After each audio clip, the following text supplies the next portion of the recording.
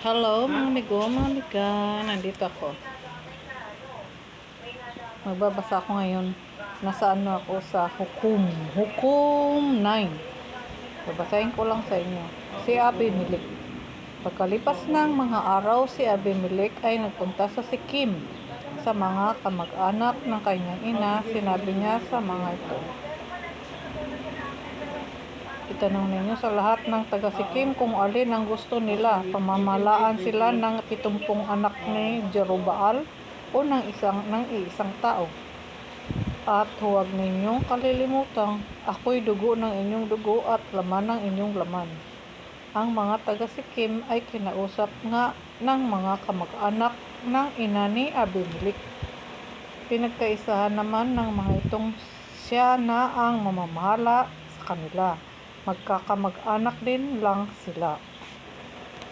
Binigyan nila si Abimelech ng 70 putol ng pilak mula sa kabangyaman ng templo ni Baal Berit. Ibinigay naman niya ito sa ilang tao roon na walang magagawa at sila'y kanyang isinama. Nagpunta siya sa Ofra sa bahay ng kanyang ama at pinatay ng iisang bato ang 70 kapatid niya kay Jerubbaal. Lahat ay napatay niya liban kay Joatam na siyang pinakabata pagkat nakapagtago ito. Ang mga taga-Sikim at Bet-Milo ay sama-samang nagpunta sa may tagradong puno ng Ensena sa Sikim at itinalagang hari si Abimelech. Nang mabalitaan ito ni Joatam, tumayo siya sa itaas ng bundok ng Gerizim at humiyaw. Mga taga-Sikim, makinig kayo sa akin at makikinig sa inyo ang Diyos. Noong unang panahon ng pag-uusap, ang mga punong kahoy upang pumili ng hari. Punong kahoy upang pumili ng hari. Sinabi nila sa olibo, ikaw ang maghari sa amin. Sumagot ang olibo, kailanganin kong itapon ang aking langis na gamit sa pagpaparangal sa mga Diyos at sa mga tao kung ako ang mamamahala sa inyo. Sinabi nila sa igos, ikaw na ang maghari sa amin. Ngunit sumagot ang igos, kakailanganin kong iwan ang masasarap kong bunga kung mamamahala at pamamalaan ko kayo. Kaya sinabi nila sa ubas, ikaw na ang maghari sa amin. Sumagot ang ubas, sa akin gagaling ang alak ng pampasaya sa mga Diyos at sa mga tao. Ano yun? Sa akin nanggagaling ang alak na pampasaya sa mga tao at sa mga Diyos at sa mga tao. Kailanganin kong iwan yaon kung ako ang maghahari sa inyo. Kaya sinabi nila sa dawag, ikaw na nga ang maghari sa amin. Ang sagot ng dawag, kung talagang ibig ninyo akong maging hari, sumilong kayo sa akin. Kung ayaw ninyong sumilong, magpapalabas ako ng apoy upang sunugin ang mga sidro ng Libano. Ngayon, patuloy si Joatam, matuwid ba ang pagtatalaga ninyo kay Abimelech bilang hari? Matuwid ba ang ginawa ninyo kay Jerubbaal at sa kanyang sambayan? Alalahanin ninyong kayo ipinaglaban ng aking ama, sinuog niya ang panganib para iligtas kayo sa mga Midianita. Ngunit ngayon pinagtaksilan ninyo ang kanyang sambayan. Pinatay ninyo ang 70 niyang anak sa iisang bato at si Abimelech na anak niya sa labas ang itinalaga ninyong hari pagkat kamag-anak ninyo. Iyan ang inakala ninyong dapat iganti sa kabutihan sa inyo ni Jerubbaal at sa kanyang sambayan. Ipagpatuloy ninyong magpakaligaya kayo pati si Abimelech. Ngunit kung hindi, sana'y magkagalit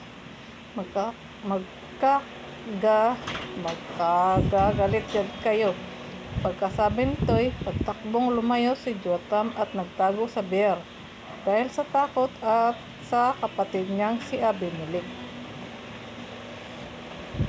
Mula noon, ang Israel ay pinamalaan ni Abimelech, ngunit pagkalipas ng 3 taon, siya at ang mga taga-Sikim ay pinagkagalit ng Diyos. Pinagkagalit ng Diyos, nasira ang maganda nilang palagayan. Nangyari ito upang pagbayarin si Abimelech at ang nagsuhol sa kanya ng patayin ang 70 anak ni Jeroboam. Ang mga taga-Sikim ay nagtalaga ng mga tauhan upang tambangan sa bundok si Abimelech. Hinarang nila ang lahat ng magdaan doon. Ito'y nabalitaan ni Abimelech. Noon si Gaal na anak ni Ebed ay nagpunta sa Sikim kasama ang kanyang mga kapatid. Nagtiwala naman sa kanila ang mga taga roon. Namita sila ng ubas at kinatas. Ginawa nila itong alak at sila'y nagpista sa kainitan ng pesta. Pumasok sila sa templo ng kanilang Diyos-Diyusan. Kumain sila roon at nag-inuman habang patuloy na nililibak si Abimelech. Sinabi ni Gaal, bakit ba tayo papasok kay Abimelech? Papasakop kay Abimelech? Sino siya kung hinahambing sa mga taga-Sikim? Hindi ba anak lamang siya ni Jeroboam? At pati si Jebul ay sunuran sa kanya. Bakit nga tayo pasakop sa kanya? Ibangon ninyo ang karangalan ng nuno ninyong si Hamor. Kung papayag kayo, ako ang mamumuno sa inyo. Tiyak na malulupig natin siya. Sasabihin ko sa kanyang ilalabas na niya ang buo niyang hukbo at maglaban kami. Nabalitaan ni Zebul na tagapamahala ng lungsod ang pinagsasabi ni Gaal at siya'y nagalit. Nagsubo siya kay Abimelech sa Aroma at ipinasabi, si Gaal at ang kanyang mga kamag-anak ay narito sa Sikim.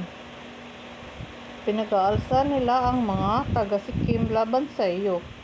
Kaya mamayang gabi isama mo ang iyong mga tauhan. Magtago muna kayo sa labas ng lungsod. Bukas pasikat ng araw bigla kayong sumalakay pag lumaban si Gaal.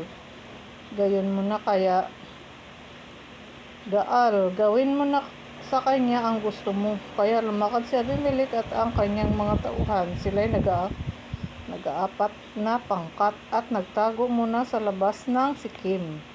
Kinamagahan tumayo si Gaal at may papasok ng lungsod. Si Abimelech naman ay lumitaw sa kanilang kinatataguan. Nang makita sila ni Gaal, sinabi nito kay Zebul, may mga taong nanggagaling sa kabundukan. Taong sumagot si Zebul, anino lamang ng bundok ang nakikita mo? Ang tingin mo lang ay tao. Sinabi uli ni Gaal, may mga taong nanggagaling sa may paso. May isang pangkat pang nagbubuhat sa may sagradong puno ng insena. Sinabi sa kanya ni Zebul, nakita ko ngayon ang yabang mo. Di ba't itinatanong mo kung sino si Abimelech para sumakop sa atin? Sila na iyon, bakit di mo sila labanan? Tinipon nga ni Gaal ang mga taga-Sikim at hinarap nila si Abimelech, ngunit nagpagapi siya kaya napilitang tumakas. Tinugis siya ni Abimelech at marami ang nabuwal na sugatan hanggang sa may pagpasok sa lungsod. Nagbalik na sa Aroma si Abimelech. Si Gaal naman at ang natitira pa niyang kamag-anak ay pinalayas ni Zebul sa Sikim at pinagsabihang huwag nang magbalik. Salamat muna ako. Salamat Panginoon at siyempre sa aking Holy Spirit. Nagbigay nitong mensahe ngayon. Konti na lang. Sana huwag ako maputol. Kinabukasan ang mga taga Sikim ay lumabas ng bukid at ito'y nalaman ni Abimelech. Pinagtatlong pangkat niya ang kanyang mga tauhan at sila'y nag-abang. Nang makita nila ang mga taga Sikim, pinatay nila ang mga ito. Ang pangkat ni Abimelech ay nagmamalaking nagpunta sa papasok ng lungsod upang magbantay, samantalang pinatay ng 2 pangkat ang mga tao sa kabukiran. Sina Abimelech ay maghapong nakipaglaban sa mga taga-Sikim bago nila naubos ang mga taga roon. at nasakop ang lungsod. Pagkatapos igino nila ang buong lungsod at sinugaban ng makapal na asin ang lupa. Sinabugan ng makapal na asin ang lupa. Nang mabalitaan ito ng mga nakatira sa kastilyo sa Sikkim, nagtago sila sa templo ni Baal Beret. Nalaman ito ni Abimelech, kaya isinama niya sa bundok Salmon ang kanyang mga tauhan. Pagdating doon, pumutol siya ng mga sanga ng kahoy at pinasan. Lahat ng tauhan niya pinakuha rin niya ng mga sanga ng kahoy. Nagkanya-kanya sila ng pasan at sumunod kay Abimelech. Ang mga ito itinambak nila sa ibaba ng tore at sinigan. Namatay na lahat ang nasa loob nitong may 1,000 katao pati mga babae. Pagkatapos, si Abimelech ay nagtuloy sa Tebes at sinakop iyon. May matibay na muog doon na pinagtataguan ng mga taga-Tebes. Nang makapasok na ang lahat, sinarahan nila ang daan at sila yumakyat hanggang sa bubungan. Sinundan sila ni Abimelech at sisigan na sana ang muog. Ngunit siya'y binagsakan ng malaking bato ng isang babaeng naroon at nabasag ang kanyang bungo. Kaya dali-dali niyang tinawag ang kanyang bataan at sinabi, "Patayin mo ako ng iyong tabak para hindi nila sabing babae lamang ang nakapatay sa akin."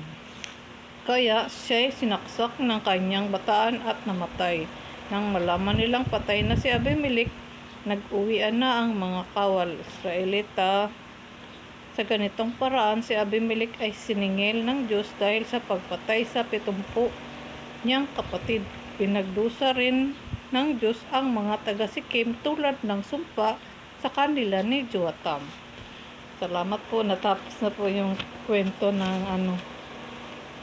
ni Abimelech. Sa buong 9 po to. Basahin nyo na lang po para maunawaan nyo. Basahin nyo uli.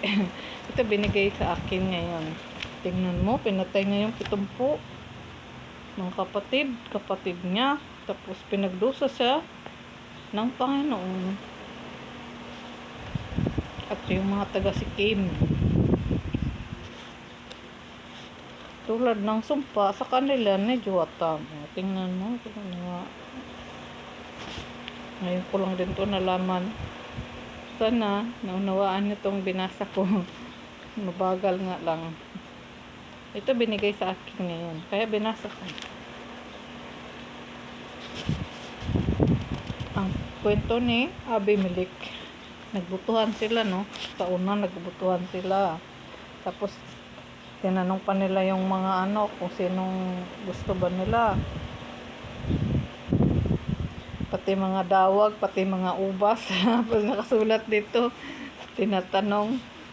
Ayaw nilang iwanan dahil yung ubas nagbibigay ng alak sa mga hari at sa mga mamamayan, di ba? Ayaw nilang iwan. Ngunit sumagot ang Igos, pati si Igos. Ano ba yung kwento na? Ang dami, mga kasaysayan nung may kwento pa lang ganito. Basahin nyo na lang po muli para maunawaan nyo ng husto.